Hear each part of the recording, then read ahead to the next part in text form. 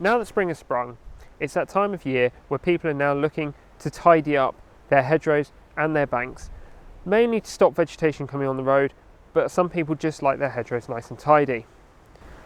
Now last year, the Broncage Group published some new guidelines on the best way to cut a hedge on the roadside to maintain its value for wildlife.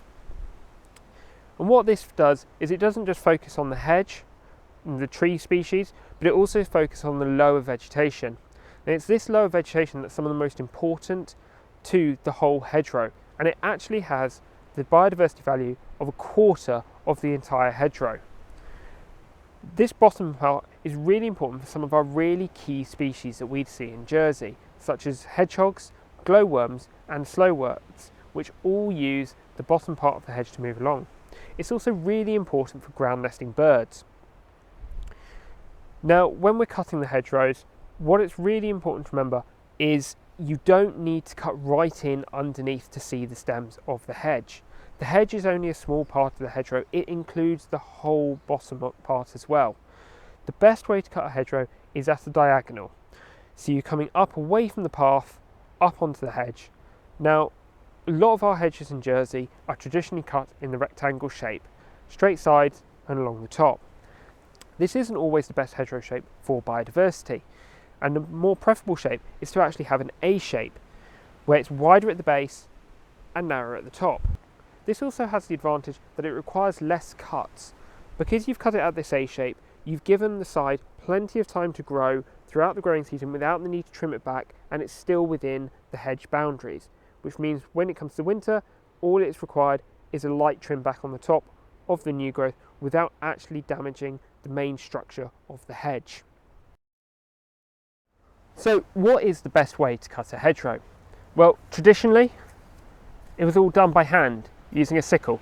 Just a curved blade went along and cut the bottom of the grass. These aren't used so much anymore, mainly because they do take a bit of more time, practice and skill to use. So nowadays what you most commonly see is people using mechanical equipment such as strimmers, like this one. Now you can get a variety of different heads when it comes to the strimmers now, but a lot of people do use the plastic cord. Now I'm not a great fan of the plastic cord, mainly because it does snap off small little bits which are left in the hedgerow, and you don't know whether wildlife is actually consuming that or not. The other reason I'm not a big fan of them is if you hit something like a tree accidentally, it wraps around and actually strips the bark off the whole way around the tree, which is effectively ring barking the tree or the hedge, and you're actually killing it. So I'm not a great fan of these, although they do serve a purpose in the right situation used properly. They can be very effective. You can also get heads now which have plastic blades, which we do use, particularly when you're dealing with areas which have got thick brambles or bracken. You don't go through the plastic anywhere near as quickly. It gives a nice clean cut as well, and you're causing less plastic pollution into the environment. So if you've got an area where you've got a lot of brambles and a lot of bracken, the thicker woodier structures that you've got to cut through, consider getting rid of your plastic line and looking for the plastic blades instead. Alternatively, there are metal blades, but again they come with different hazards. Now one of the other ones for cutting, mechanically cutting hedgerows are the hedge cutters, the reciprocating blades. Now you can get these as well for, as we've got here, for long arm. Now these are great as well for turning, so you're actually doing from the ground and cutting up. And we'll show you sort of how we use these to create the nice angled shape that we were talking about earlier to benefit the wildlife while still maintaining the biodiversity of the hedgerow. And as you can see here, this is a nice young hedge that we're going to be just trimming up near the side because it's a footpath. So you'll be able to see sort of how we trim it to just give a nice angle but maintain the biodiversity inside, and most importantly protecting the young trees which are growing actually inside all this. So we've got no need to go up to the new trees growing. They're perfectly happy in there because they don't have plastic tubes. If they had plastic tubes on them, we would have to cut around them because they're at more risk of sweating. But because we've planted these ones without plastic tubes, they can breathe, and the vegetation around them is actually what is protecting them. The hedgerow vegetation itself, the lower vegetation, acts as the natural tree guard. Okay, so what we're going to do here is we're just going to cut up at a slight angle just to take the tops of the vegetation off.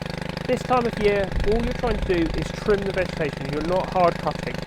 Hard cuts on a hedgerow, they're for the winter. This, during the spring, you're just trying to trim. So you just want to take off the excess vegetation so you're clearing the area.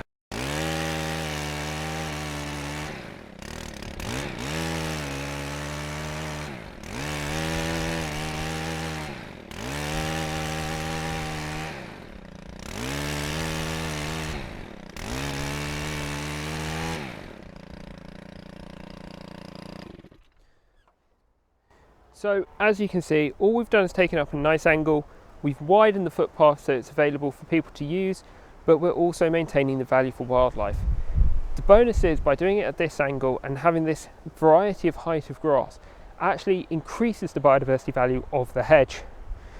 So you'll find later on that these short cut areas on the very edge of the hedgerow, they're one of the key places where you can find glowworms coming out where the females sit high up on the grass to glow to attract the males.